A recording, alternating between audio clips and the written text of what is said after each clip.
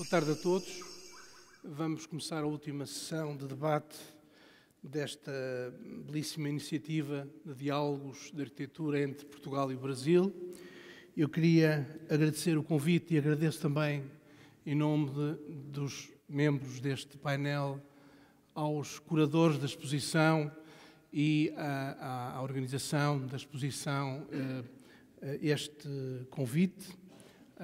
De facto, é um prazer e um privilégio para mim, pessoalmente, seguramente também para os meus colegas, estarmos aqui presentes a falar sobre a arquitetura brasileira no Brasil, ou falar sobre a arquitetura portuguesa no Brasil, enfim, fazermos este diálogo, que muitas vezes é uma espécie de retórica que existe, mas que neste caso é bem palpável e é bem visível aquilo que está a acontecer. Nós decidimos, um pouco diferentemente das outras sessões, que eu farei uma brevíssima apresentação dos três palestrantes, que irão fazer uma brevíssima apresentação de 10 minutos, e depois disso eu colocarei algumas questões que têm a ver com um tema interessante, polémico, muito especial, de alguma forma, que é o legado da escola paulista hoje. E, portanto, depois da intervenção dos três palestrantes, eu farei algumas considerações, alguns comentários, que depois eles poderão comentar e, naturalmente, depois será aberto à audiência quaisquer questões que possam querer ser levantadas. Começando pela ordem das intervenções, o Álvaro Pontoni, aliás, devo dizer que são todos formados na FAUSP, são todos também professores ou na FAUSP e na Escola da Cidade, a Escola da Cidade que é obviamente uma das escolas mais singulares do mundo da arquitetura, mas o Álvaro Pontoni é de facto professor nas duas escolas e tem uma vastíssima obra premiada, publicada, além de curadoria também, portanto é, como os restantes palestrantes, uma pessoa perfeita para falar sobre o legado da arquitetura paulista hoje. A Marta Moreira, como eu já fui dizendo, é a professora da Escola da Cidade, é uma sócia fundadora dos MMBBs, que já foram aqui citados, e que são um coletivo absolutamente fundamental desde os anos 90 para definir, ou para pensar, ou para praticar aquilo que será a escola paulista. E eu queria aqui, em particular, referir, já que o Ateliê MMB tem colaborações já há muito tempo com o Paulo Mendes da Rocha, um momento muito bonito, muito inesquecível, que foi a visita guiada que a Marta Moreira nos fez ao Sesc 24 de Maio, há cerca de um ano, que foi, de facto, um momento muito especial. Por fim, o Martim Corolon, que é também formado na FAUSP, como eu dizia, é fundador do escritório Metro, que tem, enfim, atividade diversificada e variada, como, aliás, hoje, de alguma forma, acontece, mas também aqui eu queria falar de um momento especial que é a intervenção de renovação no MASP e, em particular, o relançamento dos famosos cavaletes de cristal que transformaram a sala de exposição do MASP e que são também um momento de grande emoção quando hoje se vai a São Paulo. E, portanto, eu pedia desde já ao Álvaro para começar as hostilidades. Olá, boa tarde. Primeiro dizer que é muito bom estar aqui entre queridos amigos, deitado na nossa língua, a língua portuguesa, a nossa pátria. E me parece também muito importante citar aqui o querido professor Alexandre Alves, que também diz que, de certa forma, a arquitetura é um pouco a nossa pátria. E a ideia era rapidamente apresentar. Deveria ter começado um filme aqui, ó. A ideia era apresentar a obra que a gente tem aqui na Casa da Arquitetura, a convite da curadoria, do Nuno, do Fernando e do Guilherme Wisnik, que é a obra do Sebrae. Esse, na realidade, é um vídeo de 2013 que foi produzido por ocasião da Bienal Internacional de Arquitetura de São Paulo, que procurava estabelecer, acho que, não sei se logramos, uma relação entre os espaços públicos de Brasília e a sede do edifício do Sebrae, que é um edifício de escritórios de uma entidade, de uma autarquia pública, ou seja, existe um fundo público de dinheiro e é uma entidade de caráter privado que pertence ao governo do Brasil. E a ideia desse vídeo era mostrar um pouco a relação desse chão das superquadras e logo mais a gente começa a ver um pouco o projeto nosso que está aqui na Casa da Arquitetura. Foi fruto de um concurso internacional, nacional de arquitetura. Essa capela maravilhosa do Oscar Niemeyer, na Superquadra 108 Sul. Mas o concurso, a sede do Sebrae foi objeto de um concurso nacional de arquitetura em 2008. Nós tivemos 1 ano e pouco para o desenvolvimento do projeto executivo e depois 1 ano e meio dedicado à construção e com acompanhamento da nossa equipe. Importante dizer que todo o trabalho que vimos desenvolvendo desde então, ele é fruto de um esforço coletivo. A gente trabalha não somente dentro de um escritório fechado, clássico, como todos nós conhecemos, mas procuramos sempre alargar o nosso trabalho com associações flutuantes, com outros arquitetos, outros escritórios. Eu acho que isso é uma coisa sempre importante, considerando o caráter coletivo da nossa profissão. Então, são algumas imagens do Sebrae em Brasília, em funcionamento. Isso aqui é um vídeo feito pelo Pedro Koch, que é um fotógrafo de arquitetura, que tem feito alguns trabalhos juntamente com o nosso escritório, lá em São Paulo. E é um edifício que uma das questões que nos parecia muito cara e muito querida quando a gente estava participando do concurso, ainda em fase de concurso, era um pouco imaginar a extensão daquele chão público que configura a cidade de Brasília e estendê-lo dentro desse espaço que era destinado a esse edifício de escritórios. É um edifício que tem basicamente em torno de 10 mil metros quadrados de área de escritório e uns 15 mil metros quadrados de área de infraestrutura.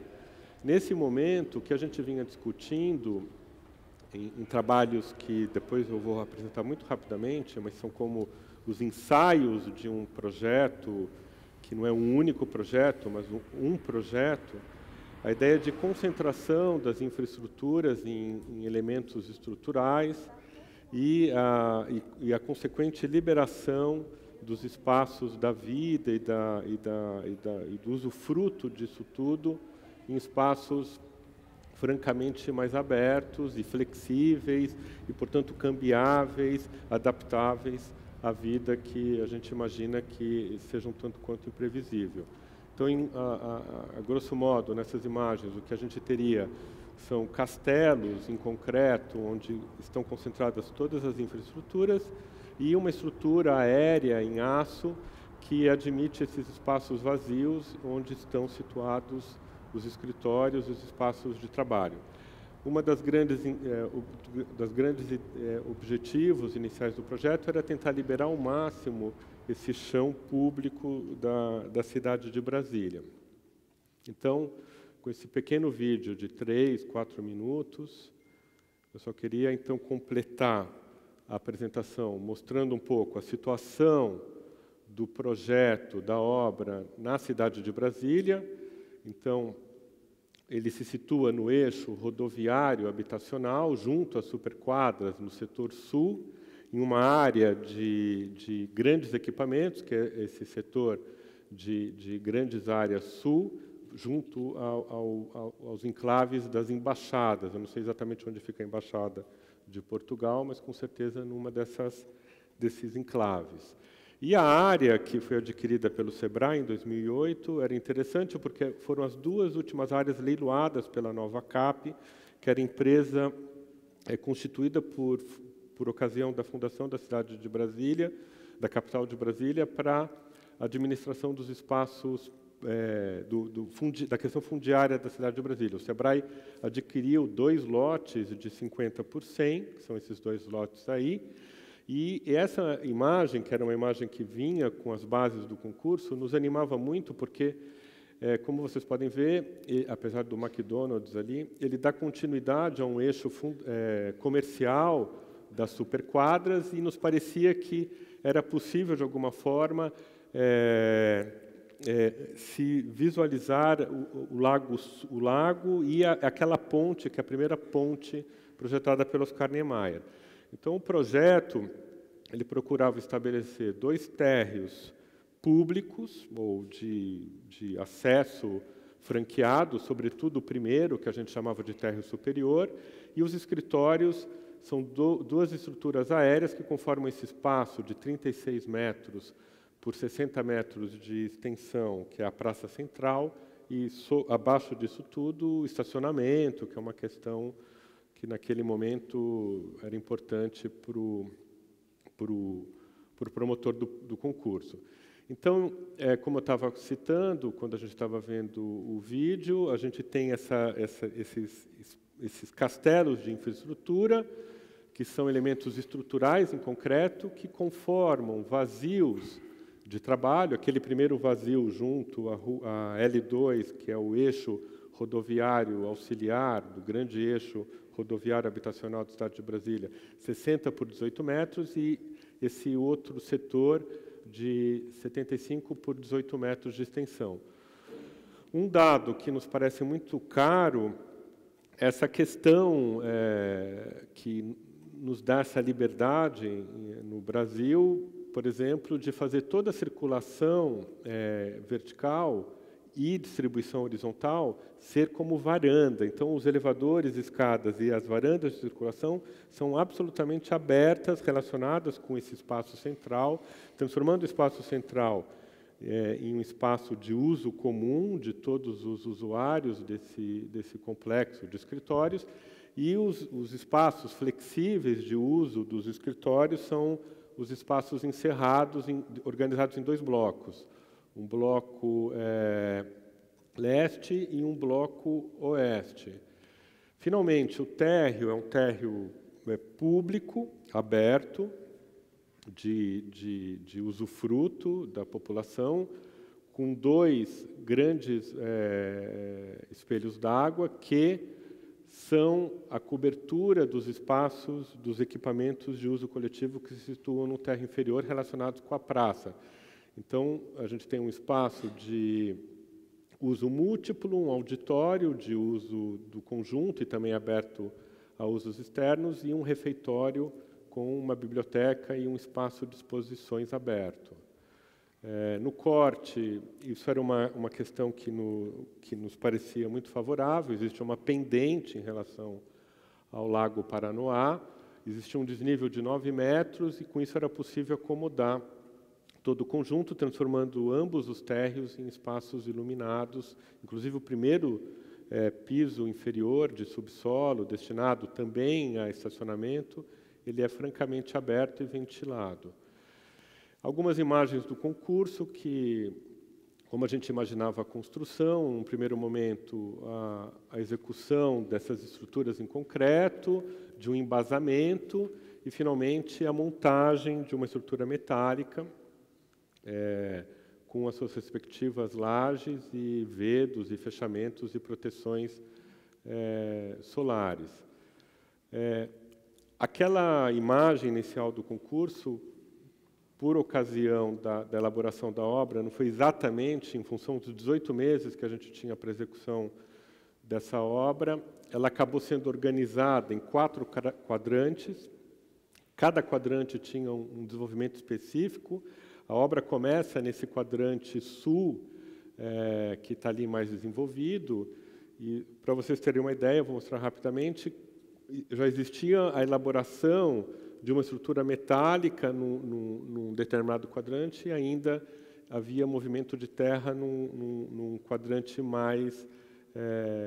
o quadrante que foi executado a posterior, que é justamente esse aqui, que está bem...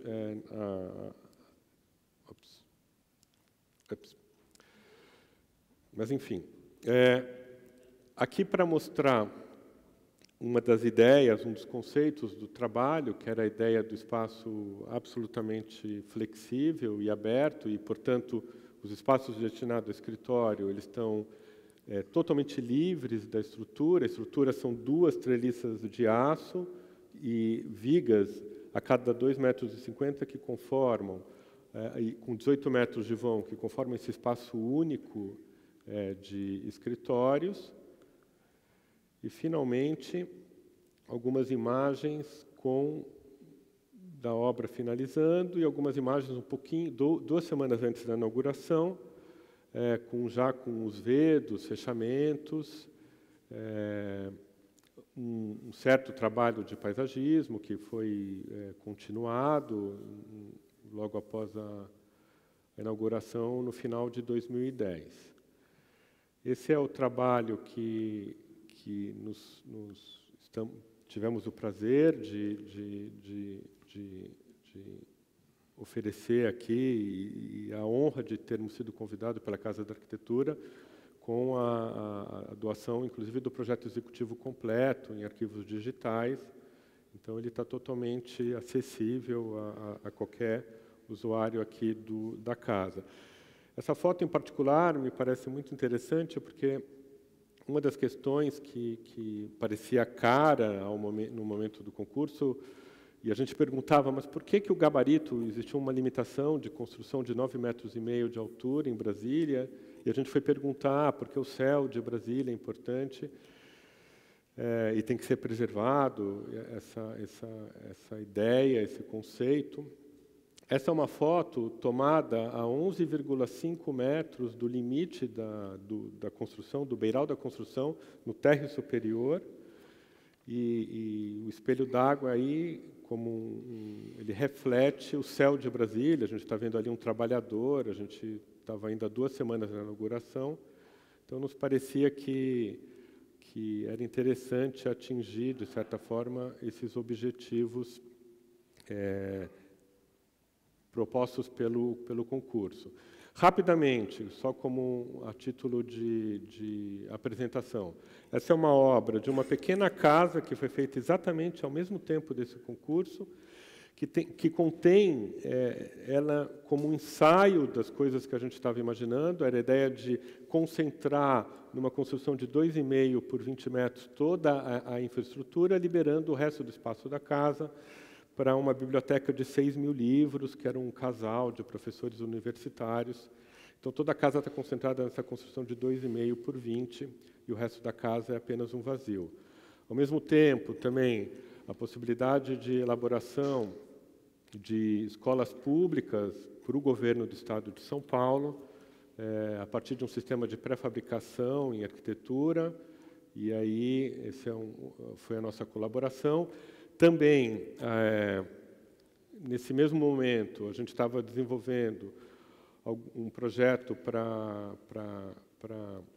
o mercado imobiliário. A ideia inicial era também concentrar todos os serviços num volume estrutural em concreto, o que depois, no desenvolvimento do trabalho, se optou por uma liberação completa dessa ideia, porque a ideia aí nesse edifício era que o morador, o comprador, ele optaria pela localização de todos os equipamentos, e, na verdade, então, a gente construiu uma rede de infraestrutura predial, e a definição de onde ficaria cada um dos espaços caberia ao morador com um arquiteto, um futuro arquiteto, consultor, na elaboração. Mas aqui também, interessante só chamar a atenção, toda a circulação do edifício também se relaciona com corredores externos, tem um pouco a ver com investigação que a gente tinha no SEBRAE, no edifício do SEBRAE que mostrei inicialmente. E, finalmente, só para encerrar, para poder depois inaugurar aqui a conversa, é uma residência que acabou de ficar pronta, existem fotos também não exatamente da obra já concluída, que é uma casa próxima a São Paulo, a 100 quilômetros de São Paulo, e aí a ideia era concentrar toda a infraestrutura e circulação num volume, que é essa viga de concreto, que tem 45 metros de vão, e essa viga ampara os espaços da vida, existe um declive no terreno, uma organização, e, portanto, em meios níveis da residência. Como é um bairro onde os lotes são excessivamente grandes, a ideia era criar uma ideia de vizinhança, o vizinho é ele mesmo, organizado por meio dessa praça central, e era isso que eu tinha para mostrar antes de a gente iniciar a nossa conversa aqui com nossos colegas. Muito obrigado.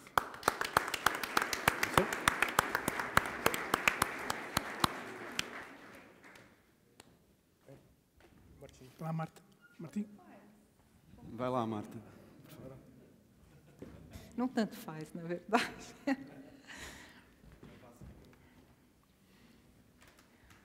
Boa tarde a todos. É uma grande alegria estar aqui, entre tantos queridos amigos, portugueses e brasileiros.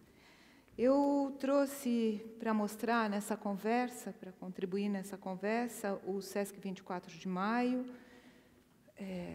Como é? Aí. Que é um projeto do Paulo Mendes da Rocha, com a nossa colaboração, MMBB, e que tem um interesse, o programa do SESC, acho que através do SESC Pompeia, né, talvez muitos de vocês já conheçam, o SESC é uma entidade privada, que, no entanto, trabalha com o dinheiro público, né, uma porcentagem de todos os impostos que são pagos pelo comércio e o serviço na cidade de São Paulo, no estado de São Paulo, no Brasil inteiro, né, porque é uma organização que tem em todo o Brasil. O SESC 24 de Maio, ele é esse pontinho azul ali, que eu não sei como apontar, mas que está todo mundo vendo, e a graça é que ele está no Centro Histórico de São Paulo, próximo à Praça da República, que muitos que conhecem São Paulo, né, conhecem bem essa paisagem. É uma área da cidade muito importante, né, densamente construída, com um patrimônio de edifícios modernos muito incrível, né, um conjunto construído incrível, e que o SESC ele adquiriu um edifício, que é a antiga Mesbla, uma loja de departamentos, que está a 100 metros do Teatro Municipal também, né, é muito próximo, a gente vê no fundo da rua, e que, do ponto de vista da construção, não tinha nenhum interesse, do ponto de vista arquitetônico falando, nenhuma qualidade especial, muito pelo contrário, né, adaptar uma construção como essa para um programa como o SESC é bem complicado, porque tinha pilares a cada 4 metros, os pés direitos muito baixos. No entanto, o edifício é um patrimônio que está lá e é muito interessante pensar a transformação da cidade a partir desses novos programas que podem ocupar um patrimônio que antes estava lá construído. O edifício estava desocupado há alguns anos, quando o SESC adquiriu, e pela existência desse vazio central, o edifício circundava essa cúpula que iluminava a loja que estava no térreo, é que foi possível se imaginar a instalação desse novo SESC nesse edifício, né? Então, se decidiu pela não demolição e pela transformação do edifício, mantendo o que era mais uniforme na construção, que é o que está marcado em branco, deixado em branco nessa imagem, que era essa torre de 12 pavimentos, e o resto todo que está achuriado aí foram os espaços demolidos, a cúpula no centro e as circulações verticais que já não serviriam mais para esse novo programa. Então, aí a gente vê o que é novo. Esse espaço central recebe uma estrutura, que são essas 4 colunas principais, que vão segurar um volume totalmente novo, com a piscina ao sol, né, que era um pressuposto desde o início do projeto, que se colocasse a piscina na cobertura, uma piscina popular, né, de uso popular, muita gente, e que se pusesse ao sol, nesse contexto do centro da cidade, uma população muito diversa, né, o centro é referência, as pessoas vêm de todos os lugares da cidade, frequentam intensamente esse lugar. E essa estrutura, ela passa, é como um edifício dentro do outro, ela passa nesse espaço central, deixado livre, e vai sendo completada de tanto em tanto, ou não, né? Então, com isso, a gente tem esses pés direitos duplos, ou essa laje plena, livre de estrutura, no centro do edifício. Essa é uma imagem da obra, que a gente vê bem aonde terminava o edifício existente, o vazio central, a caixa da piscina sendo construída, agora com a estrutura que circunda o tanque da piscina, que nesse nível faz a infraestrutura de vestiários, né, para o uso da piscina. A gente vê ali o Copan, o edifício Itália, e o edifício já ocupado. O programa do SESC, que é um programa dedicado a lazer e cultura, mistura tudo isso, inclusive, né, de uma forma, acho que bastante inédita. Inclusive, aparece a odontologia como parte desse programa, como ele se organiza verticalmente, então, nesse edifício. E outra coisa importante, outra decisão importante, era criar uma circulação que fosse tão fluida quanto a continuidade do passeio da cidade, né? Então, é como a calçada que se estende e vai encontrando os diversos endereços, né, do programa.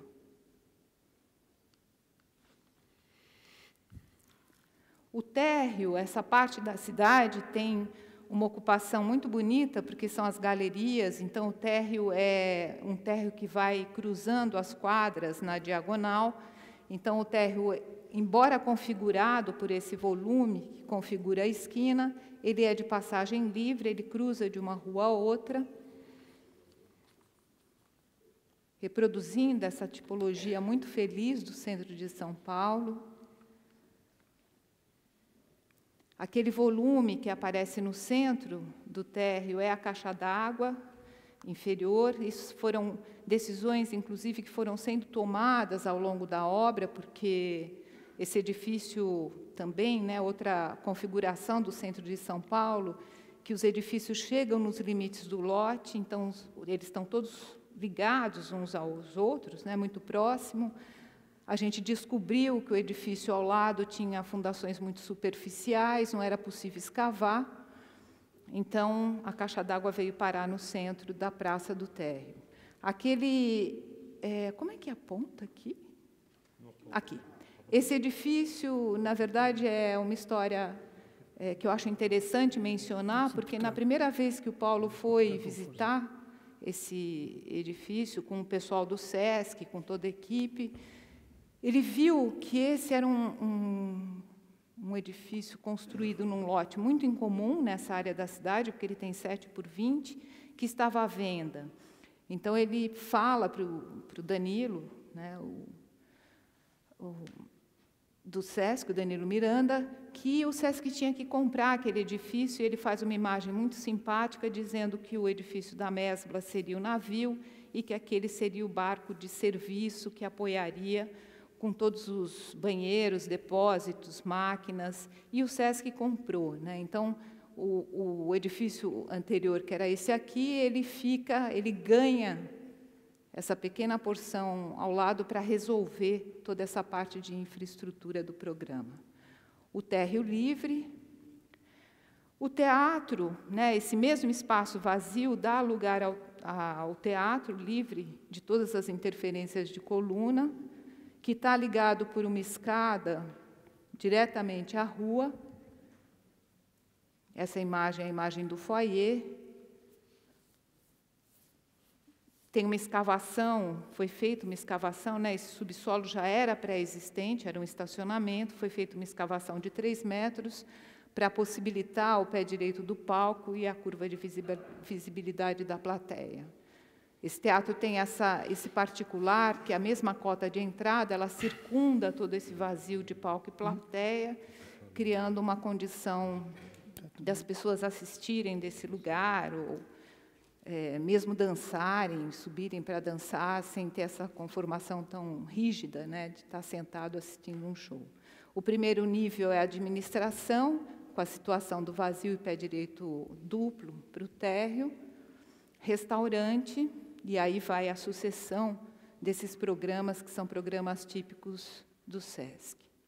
Tem uma situação muito interessante, porque como os edifícios chegam ao limite dos lotes, eles estão sempre muito próximos dos seus vizinhos, né? Então, essa relação com o edifício da frente, a galeria, né, novamente.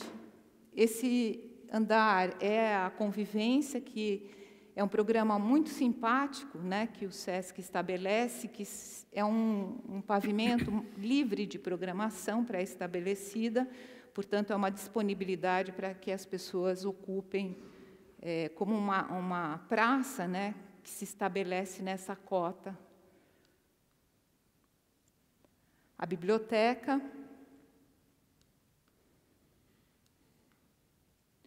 As exposições, então, é um andar deixado totalmente livre de interferências. As máquinas desse andar estão no andar de cima. As instalações, que são todas aparentes, as oficinas de arte, a odontologia, são 16 consultórios dentários,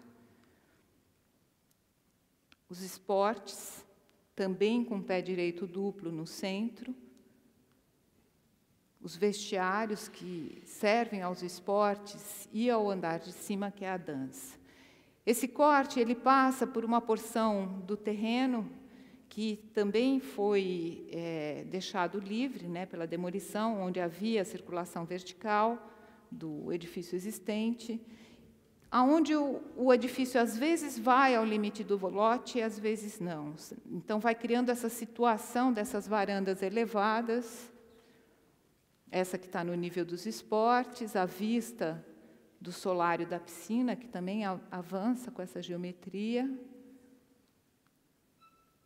E o nível da dança.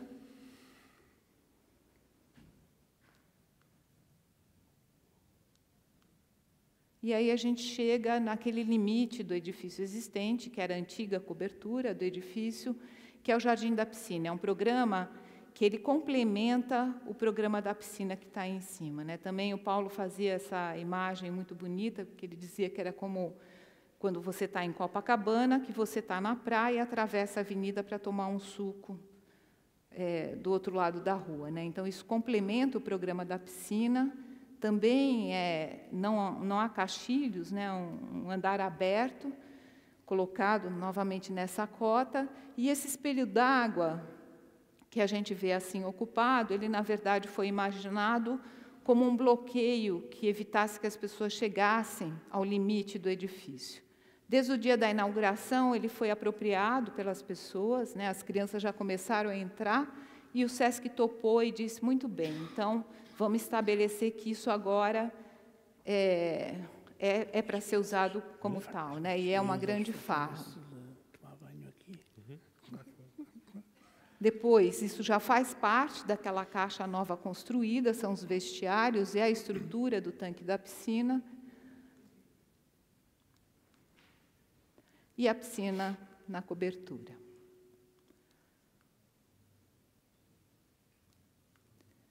Fez parte desse projeto também o desenho do mobiliário, num contexto de um uso intenso, né? Eu acho que vale lembrar, desde a inauguração desse edifício, são 3 milhões de pessoas em um ano, né? Ele foi inaugurado faz um ano e pouquinho atrás. E aí, como desenhar o mobiliário para esse contexto de solicitação? Existia essa peça na obra, que é um tripé, né? Maravilhoso, 3 pontos definem um plano, e que ele era usado para as mais diversas funções, né? Como apoio para as instalações. Então, desde o princípio, se imaginou o mobiliário sendo feito em aço, já é uma coisa que o Paulo vem fazendo, né, há muito tempo,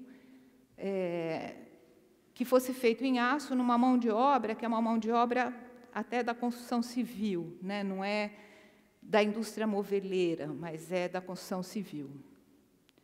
E aí se pensou as mesas com aquele mesmo tripé, né? Como pé, o tampo triangular, as cadeiras,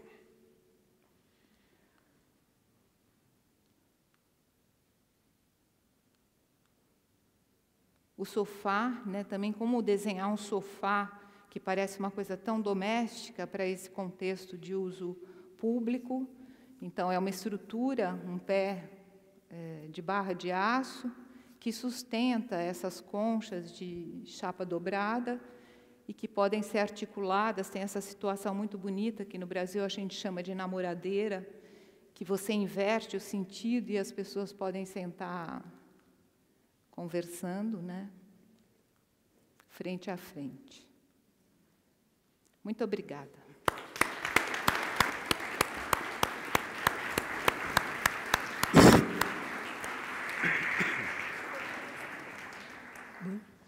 Bom, boa tarde.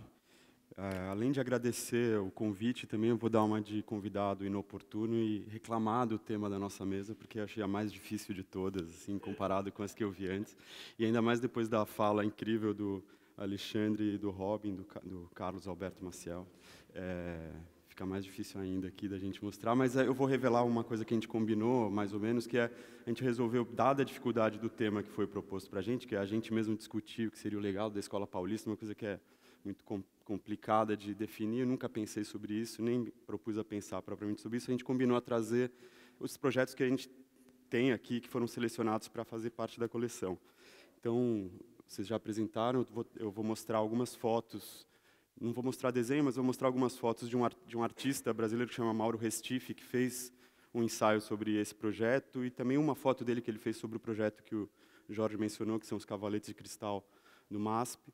E eu acho que talvez do título do tema, que é o legado da Escola Paulista hoje, com interrogação, eu vou ficar só com o hoje e vou dizer, talvez, falar um pouco, a partir dessas imagens, de como a gente vê no nosso trabalho, quais são as questões que nos afligem, talvez, hoje, e aí transferir, para municiar o Jorge, a gente transfere, para usar um termo militar, municiar o Jorge para promover o debate sobre o tema, se é que for o caso, se é que...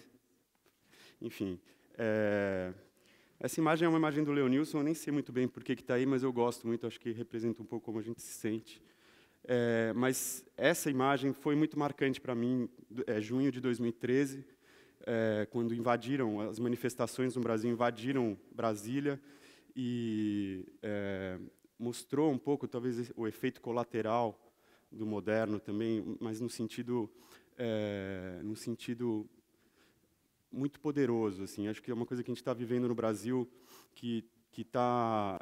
hoje a gente quase não ouviu falar disso, mas assim, é uma coisa que, para mim, é muito mobilizadora. A gente está vivendo um momento político terrível. Assim, é uma situação, de fato, muito perigosa para tudo. Acho que o Alexandre mencionou indiretamente, sem falar do Bolsonaro, mas, enfim, todo esse processo, o Robin falou do Lula, mas isso tudo, de fato, em 2013 começou uma convulsão que está muito presente no nosso cotidiano. E esse é o Itamaraty, eu nunca imaginei ver o Itamaraty assim, eu tinha uma imagem idílica do que era um palácio do Itamaraty, e aí eles estavam pondo fogo no Itamaraty, esses manifestantes, enfim, tudo isso de uma violência terrível, e o nosso cenário para essa violência é esse, né? Então, independente da escola carioca, da escola paulista, a gente tem um legado arquitetônico, urbanístico, no caso de Brasília, muito relevante, mas que está rachando. E, para falar um pouco das nossas referências, porque também Escola Paulista, tem a foto da FAO aqui que vocês vão ver agora, mas tem o Niemeyer, que foi bem mencionado hoje. Talvez seja muito mais influência do que qualquer outro projeto para a gente, esse projeto em particular, e que não saberia definir de que escola ele faz parte. Mas essa é a nossa escola, de fato, onde a gente estudou, nós 3 estudamos, né? E essa imagem é uma imagem, todo mundo já viu essa imagem, mas ela ainda tem uma potência, ainda mais comparada com esse tipo de imagem, né? Que é o MASP, onde eu trabalho até hoje, desde 2015, quando começou um processo de renovação do museu, e comecei a ter muito contato com esse tipo de situação, que é muito mais frequente do que eu imaginava. Semanalmente, tem mobilizações desse porte, e teve muita repressão. Não dá para trabalhar, as nossas salas são aqui. Como é que faz mesmo? Onde você apertou?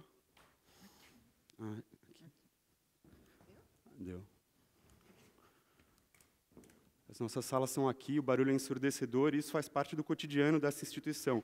E esse vão, de fato, é um outro exemplo de um lugar como os que o Robin definiu, a partir do Flávio Mota, que tem a ver com o da Marquise também, e que traz uma outra questão que depois talvez a gente entre nesse assunto, se a Lina é da Escola Paulista ou não. Mas isso aqui virou cena frequente.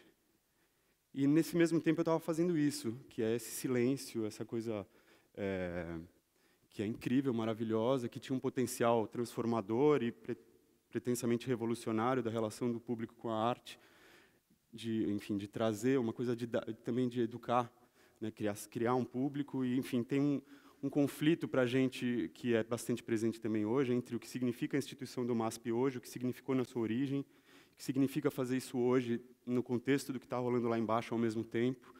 E acho que esses são os assuntos que mais me interessam, na verdade, quando a gente está pensando o que vai fazer.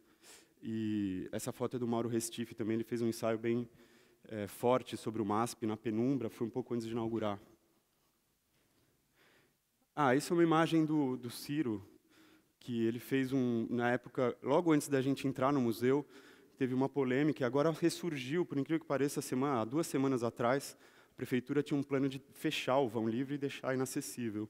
Isso foi uma espécie de imagem protesto, e que o diretor na época, era o Teixeira Coelho, foi super criticado. Enfim, isso foi quase que o fim da gestão anterior do MASP, porque o MASP estava caindo em todos os sentidos, e isso parecia absurdo, mas não é tão absurdo, a qualquer momento pode acontecer, como a gente viu há 15 dias atrás. E aí, só para entrar então no projeto, rapidamente, é o que a gente fez. De novo, é uma coisa que é muito recorrente no meu trabalho, talvez por acaso, mas a gente trabalha... Bom, há 20 anos trabalho com o Paulo numa relação muito próxima, então tem uma relação direta com o trabalho dele, desde os 20 e poucos anos. A gente teve a oportunidade de trabalhar na Bienal, que é um edifício do Niemeyer, que é um edifício espetacular, e eu fiz 3 bienais lá, então tenho uma intimidade com o prédio. Trabalhei no MASP, que é o prédio da Lina, fiz muitas exposições no Sesc Pompeia, e depois a gente fez esse projeto no ITA, que é um projeto do Niemeyer também. Então, o nosso contato com esse legado é um contato muito cotidiano e muito íntimo, o que, de alguma maneira, acho que influencia um pouco o modo como a gente faz os projetos que não têm esse contexto, ou essa relação tão direta, mas de uma maneira muito pouco pensada, muito espontânea. E esse projeto é um projeto interessante por várias razões. Primeiro, é um campus que o Niemeyer desenhou, fruto de um concurso de 47, que foi construído nos anos 50. O Niemeyer foi tirado do trabalho, do projeto, pelo brigadeiro de então, projeto para o Instituto Tecnológico de Aeronáutica, portanto, um projeto que era dirigido pelos militares, da Força Aérea, e é um centro de tecnologia que tem uma escola, que é as salas de aula e os laboratórios, a biblioteca e o auditório aqui. E na gestão da Dilma, com a ampliação dos investimentos nas universidades federais, eles criaram um plano de expansão para dobrar a capacidade de alunos do ITA.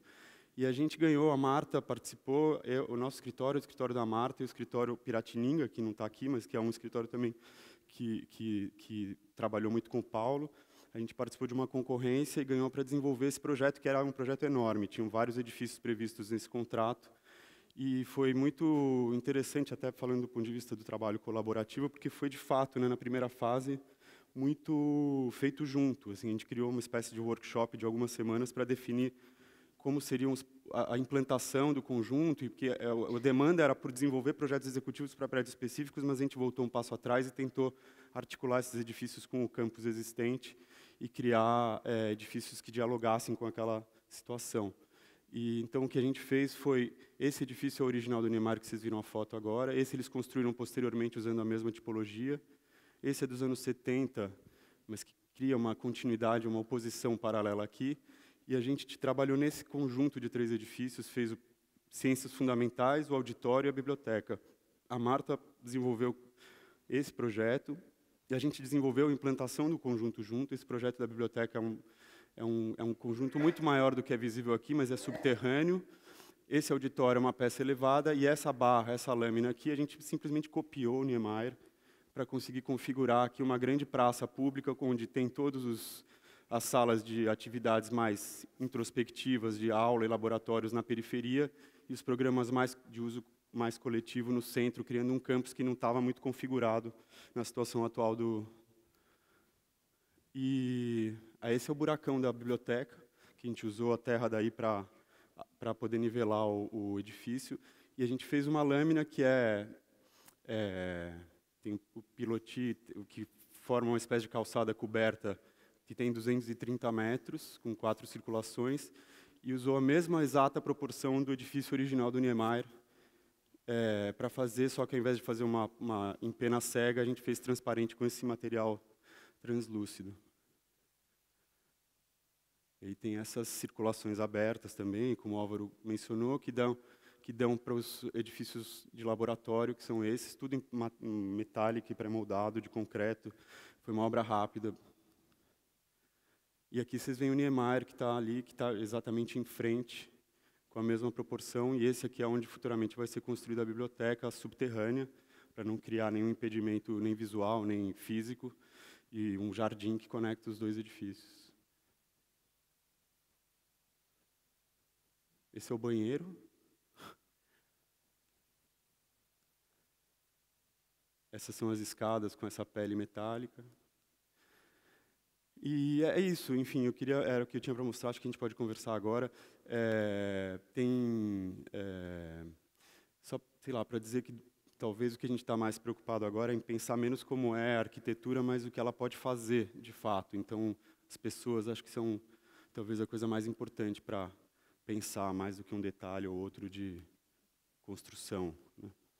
Enfim, obrigado.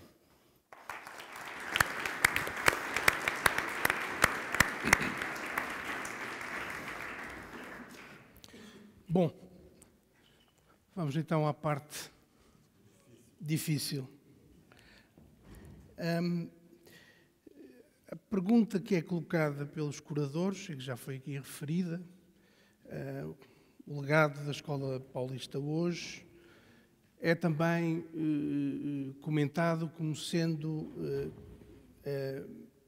possível pensar aquilo que se pode conservar desse legado e aquilo que se deve mudar ou que se deve transformar. De alguma forma, eu acho que as várias intervenções, direta ou indiretamente, implícita ou explicitamente, foram colocando a questão. Mas, enfim, eu vou ter agora que a verbalizar o que é o papel típico do moderador.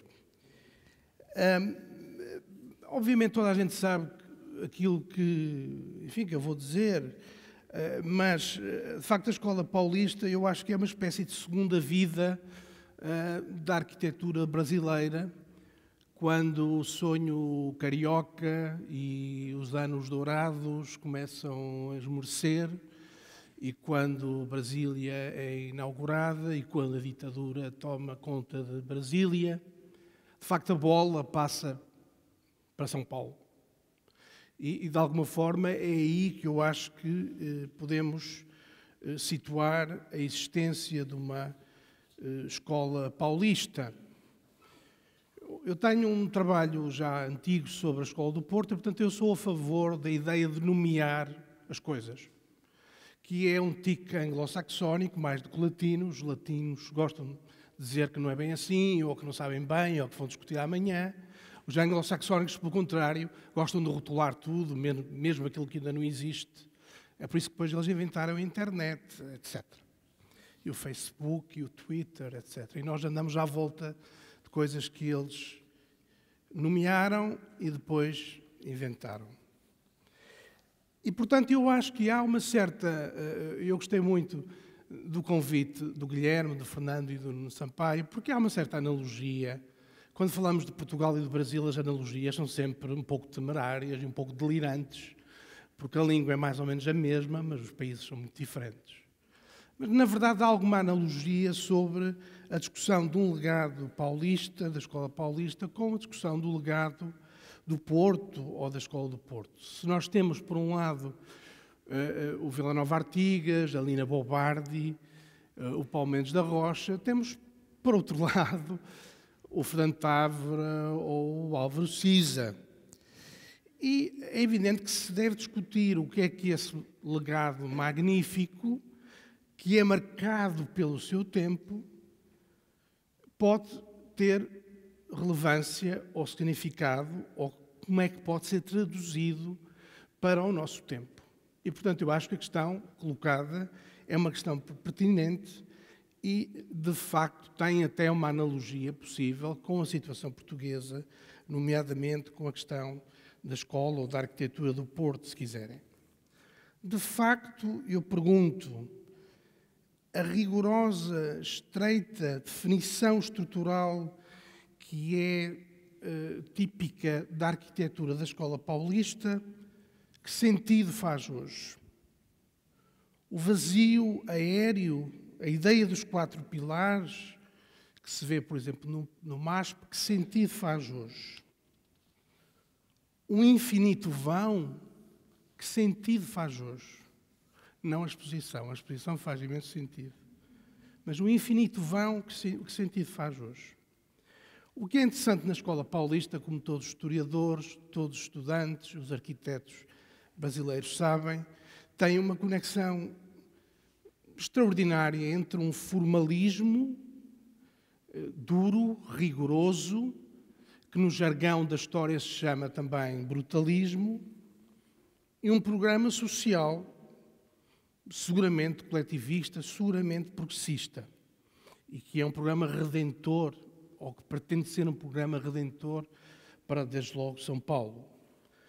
A questão que se coloca hoje é se de facto há alguma possibilidade desse programa estético e ético da Escola Paulista ter uma relação com aquilo que está a acontecer no Brasil hoje, que está a acontecer em São Paulo hoje.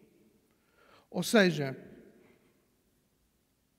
a componente iconográfica, formal, até estilística, se me permitem a ousadia, da Escola Paulista sobrevive hoje a modos informais, processuais, coletivistas no sentido de organização do projeto, de entender a arquitetura e de praticar a arquitetura?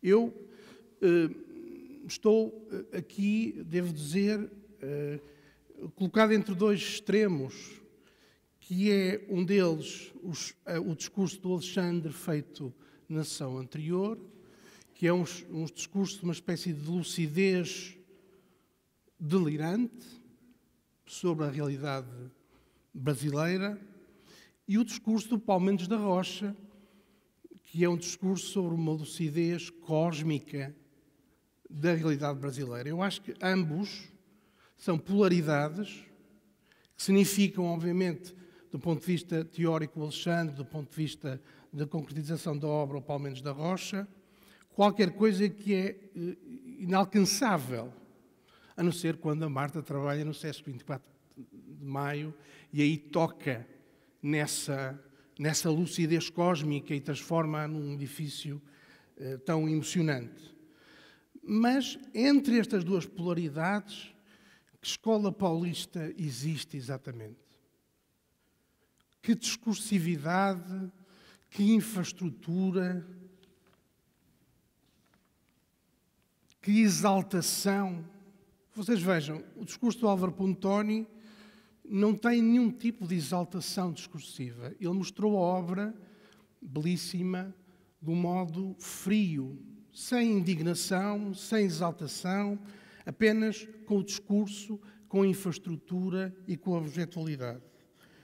O Martim tentou, de alguma forma, e conseguiu incluir, não diria a indignação, mas alguma inquietude. Eu gostava que vocês comentassem aquilo que eu estou aqui a tentar formular,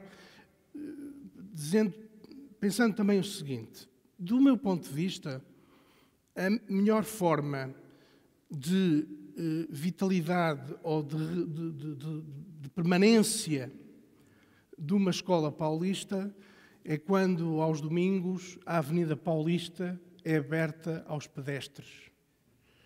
E então, o vazio aéreo de um MASP, com ou sem manifestações, com ou sem as feirinhas, ganha uma escala do espaço público que faz a Marquise do Ibirapuera parecer a coisa pequena, não é?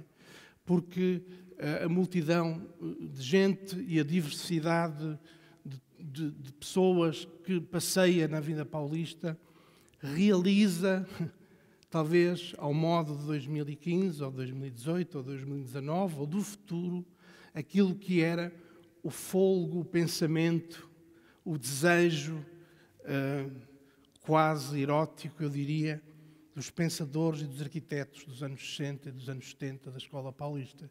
E, portanto, com a ajuda também do Marcelo Moritim e do Instituto Moreira Salles, eu diria, e gostava que vocês pudessem comentar, que o MASP é uma espécie de ponto alto de uma teoria que, quando a Avenida Paulista se abre, a multidão de São Paulo realiza, finalmente, o sonho da Escola Paulista.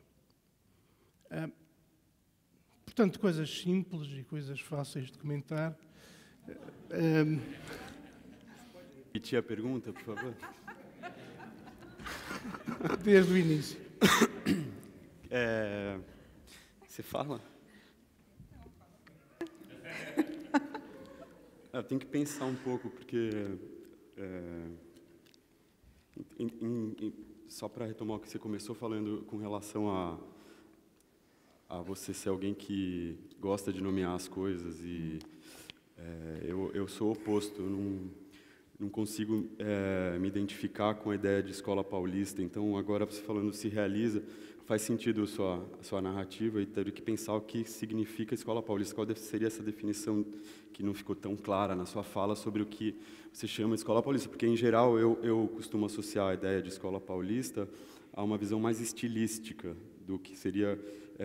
obviamente, tem coisas que foram mencionadas pelo Robin, por exemplo, na apresentação dele, mas que não são propriamente paulistas, né? Não são especificamente paulistas, que são parte do que seria uma tradição de arquitetura que foi feita lá, mas que tem uma formalização muito particular, talvez. João Martim, a fotografia iconográfica dos estudantes no caramelo não é uma coisa estilística. Não, então, por isso que eu estou dizendo, do ponto de vista da sua narrativa e da conclusão em relação a Paulista e o MASP, desse ponto de vista eu concordo com você. É que, normalmente, a ideia de escola paulista, para mim, é associada a uma outra visão, que inclusive é muito comum dos europeus em relação ao Brasil, quando vão lá. Os suíços, por exemplo, têm uma visão do que é a escola paulista, que é muito diferente dessa que você está comentando. Eles têm uma visão da materialidade, do ambiente, da atmosfera, do desenho, do detalhe, e isso também pode ser chamado de escola paulista. E, então, nesse sentido que eu acabei de falar, eu acho que não me interessa muito, mas essa potência, por outro lado, que você está colocando, ela não ocorre de fato. Você hoje não pode ir na FAO no domingo, por exemplo, entrar. Eu fui levar um amigo para conhecer e não consegui entrar na FAO. Mesmo sem porta, o cara não deixa você entrar. E o vão da Paulista, o vão do MASP está frequentemente sendo fechado.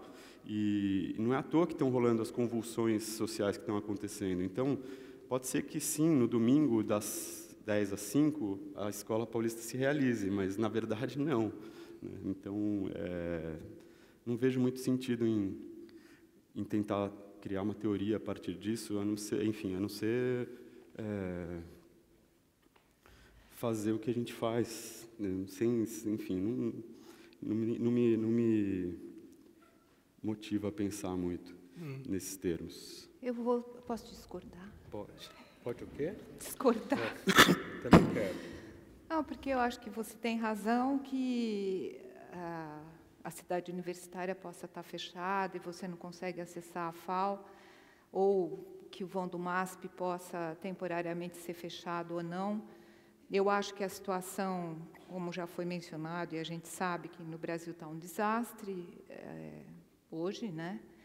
Mas eu acho que esses espaços eles estão ali, sim, configurados e disponíveis, com uma enorme potência, que eu acho admirável. Quando eu vi a exposição muito rapidamente ontem, que é uma exposição linda, queria inclusive dar os parabéns, eu nunca vi organizado dessa maneira. Você fica se perguntando, porque tem os vídeos que vão alimentando esse contexto histórico do momento, a música. E para mim a gente sabe, né, da história, sabe de tudo, mas para mim foi de novo um se admirar de como eles conseguiram realizar o que realizaram dentro de todos esses contextos. E com tudo que possa ser censurável, ou, como o Alexandre até estava colocando várias coisas que eu concordo muito e adoro sempre ouvir, mas que me deixa também sem saber. Mas como foi, eu acho que é uma enorme realização. Eu acho que é um sonho, sim, né, de como criar esses espaços que possam propiciar, né, o Paulo gosta tanto de falar da imprevisibilidade da vida, os tipos de encontros, e que tem essa potência, né, a Marquise do Ibirapuera continua sendo de uma potência incrível. Por mais que o Parque do Ibirapuera possa ter sido feito em tal ou qual contexto, né? A gente sabe, São Paulo é uma cidade enorme, o Parque do Ibirapuera é desse tamanho para aquilo tudo, né? Com a periferia, com as distâncias, com a falta de mobilidade e tudo isso. Agora, é incrível a existência desses lugares. Eu, quando entrei na FAO, morava no Tatuapé, que é um bairro do leste da cidade, que na época não tinha o metrô ainda, portanto, era muito afastado do centro. E conviver na FAO, para mim, era difícil de um ponto de vista. Eu era muito tímida, então, ser posta naquela situação, a rampa, todo mundo te vê, você vê todo mundo. Mas é uma maravilha, porque você é colocado lá. E aí, eu acho que as coisas podem acontecer a partir da possibilidade ou a disponibilidade de lugares dessa natureza. Eu queria começar da foto que o Martim mostrou, aquela foto maravilhosa da manifestação dentro da FAO. Eu acho que ela é uma imagem que ganha muita potência quando você mostra ela sem as pessoas. Quando você vê as duas fotos, você vê ou percebe, ou é a leitura que eu faço, que a FAO-USP, o prédio do Artigas, ele é escola duas vezes. Ele é escola como espaço físico, então a imagem vazia mostra o espaço Caramelo, aquele salão que o Artigas, no projeto de 61, desenhou inclusive como um jardim. Em 67, o projeto executado é um chão de epóxi marrom, que faz uma alusão à terra, à cor da terra, que é aí o espaço sem nome, ele passa a ser chamado de Salão Caramelo. E quando ele está cheio, então ele é escola em silêncio. Isso, nós que fomos alunos lá, a FAO é uma espécie de gabarito. Você, em silêncio, vai percorrendo aquele espaço e, de certa forma, é impossível escapar da arquitetura nele, em silêncio. Só que também ele é, de certa forma, verbalizado. A imagem da FAO cheia, a imagem é cheia de verbos, cheia de palavras, de ideias, de conceitos. Me parece que aquela segunda imagem mostra a ideia do edifício, que é o segundo momento dele como escola, que é uma escola como ação, como política.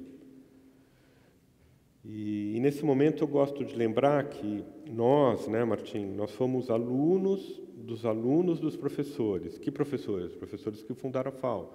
O Hélio Duarte, o Villanova Artigas, o Corona, os professores que, saindo da Politécnica da Universidade de São Paulo, implantaram o curso de arquitetura independente. É um momento de afirmação, é um momento entre o Estado Novo e o golpe de 64, é um interlúdio da democracia no Brasil, de afirmação, e que corresponde também, aí se a gente está falando da escola paulista e do legado possível hoje, até aquele momento, o Artigas, formado em 1935, ele vai desenhar, até 1960, aproximadamente 240 casas, porque ele não tinha outra coisa a fazer. Os arquitetos faziam casas.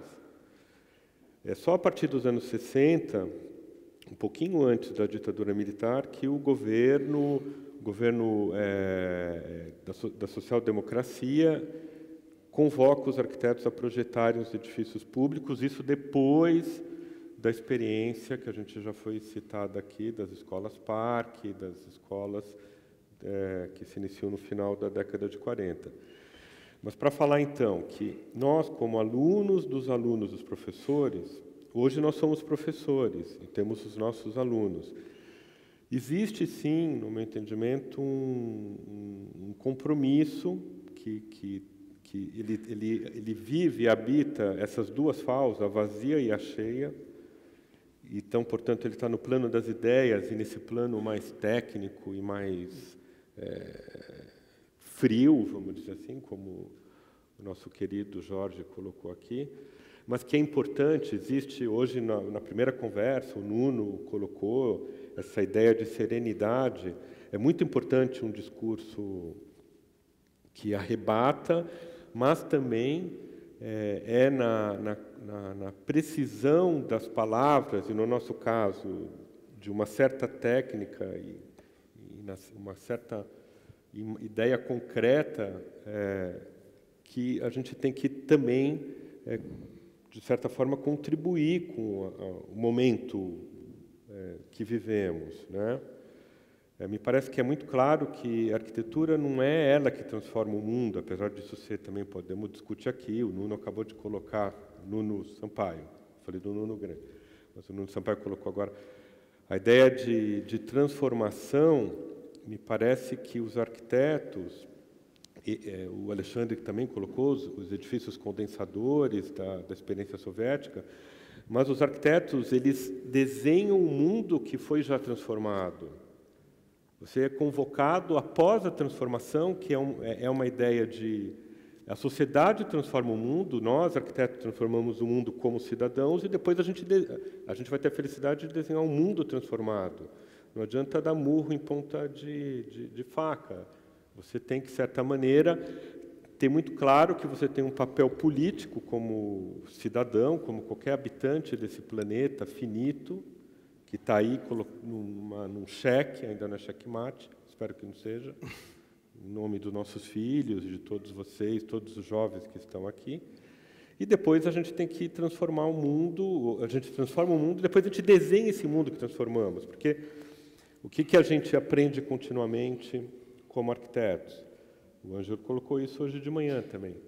A gente desenha o mundo que não conhecemos com tudo aquilo que sabemos agora, mas o mundo que vamos desenhar ainda não temos a menor ideia do que ele será. Mas ele será, porque sabemos perfeitamente do que somos capazes de fazer, ainda que não saibamos por alguns minutos ou segundos. Então, eu estou falando tudo isso para dizer que me parece muito salutar a ideia de imaginar que é possível haver uma escola se a gente entende essa escola paulista, carioca, do Porto, escola dos homens, de um mundo ainda possível e viável, desde que seja construído, me parece que isso na FAU, pelo menos lá dentro, como aluno e agora como professor, de alguma maneira isso habita em mim, a partir de uma enorme generosidade. Eu sempre costumo dizer para os meus estudantes, a arquitetura se projeta na terceira pessoa do plural, do nós. Toda hora você tem que ficar corrigindo eu, eles, quem, e eu não existe. Não pode existir o eu, porque você sempre a arquitetura sempre tem que considerar o outro. Então, me parece que existem questões que perpassam, que a escola, em silêncio, nos ensinou, e que os professores, de certa maneira, por esse movimento, que é basicamente movido pela generosidade, construíram, urdiram uma estrutura que é capaz de transmitir isso, que nos faz transmitir para as futuras gerações, porque é o único sentido que eu vejo de estarmos aí, compartilhar o que a gente é capaz de saber nesse momento. Muito bem, eu não sei exatamente como é que precisando estamos de tempo, mas já li 6 zeros em vermelho a apontarem para mim, que significa qualquer coisa, talvez não muito boa. Eu não sei se temos tempo, se alguém da assistência quer fazer alguma intervenção. Deixem-me só dizer uma frase. Eu acho, em relação àquilo que o Martim estava a dizer, eu acho que é bom haver a generosidade de reconhecer a existência de legados, de um legado. Isso significa que há uma permanência e significa esse reconhecimento que se deve discutir a pertinência do legado. Mas o primeiro momento é reconhecer que existe o legado, para depois o poder discutir e, eventualmente, o poder superar. Eu perguntava aqui à primeira fila, que é de gente mais nobre, perguntava, enfim, a todas as pessoas, naturalmente, se querem fazer alguma intervenção a favor ou contra a existência do legado da Escola Paulista. A Mónica.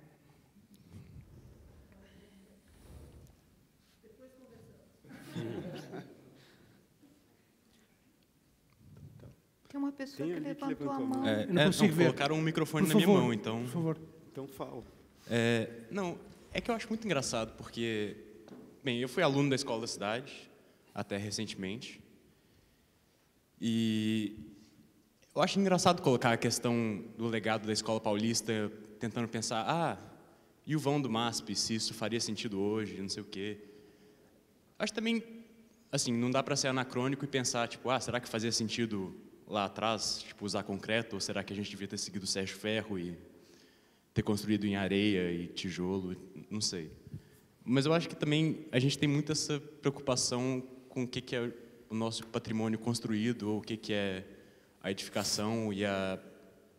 Eu não sei, eu acho que eu concordo um pouco com o Martim da questão da Escola Paulista ser uma questão puramente estilística.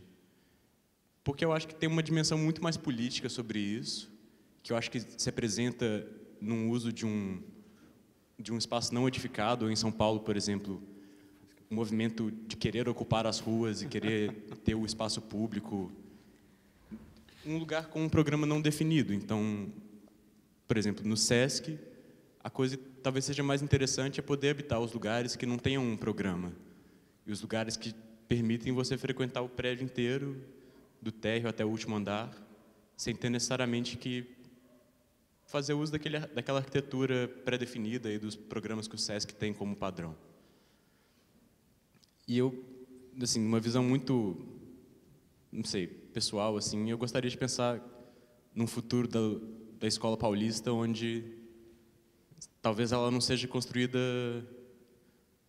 no edifício físico, mas talvez em São Paulo, que é uma cidade tão densa e tão edificada, que talvez essa escola pudesse acontecer no espaço vazio, ou simplesmente numa ideia numa ideia. É isso, não tem pergunta, não. O Nuno Sampaio quer fazer uma intervenção, suponho que a última.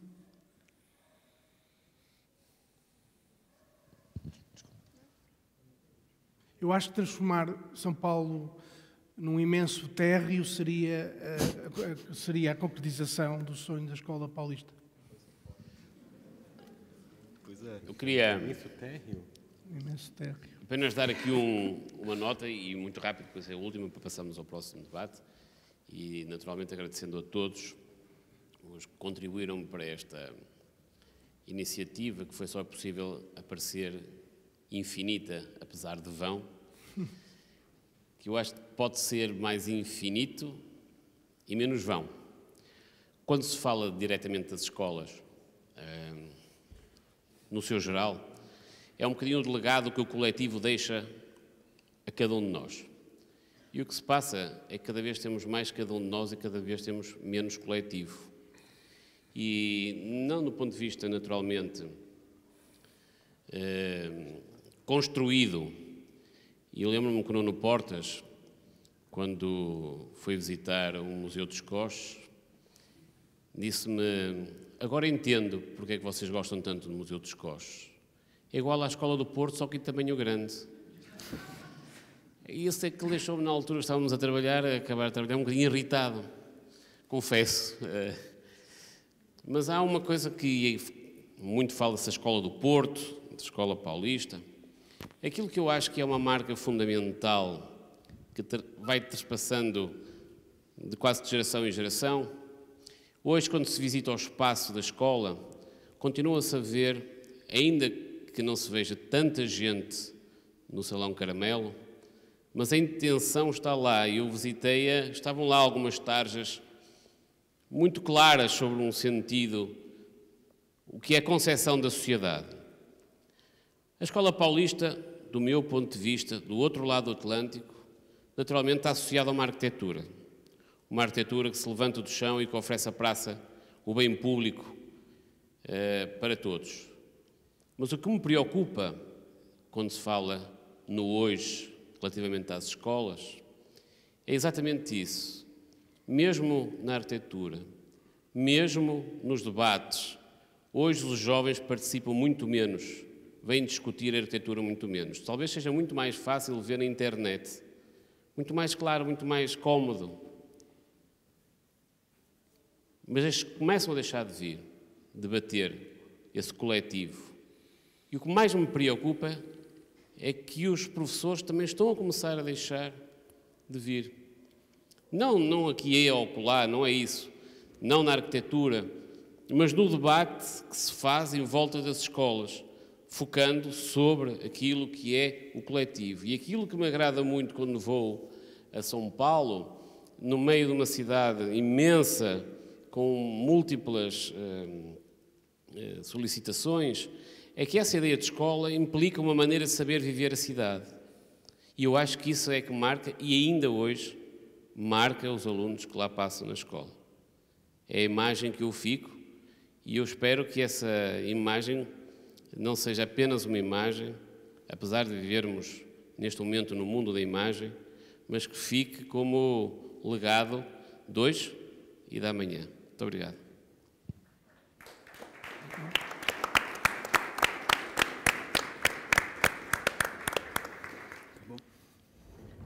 Vamos para a próxima festa. Oba! Boa. Obrigado a todos. Muito obrigado.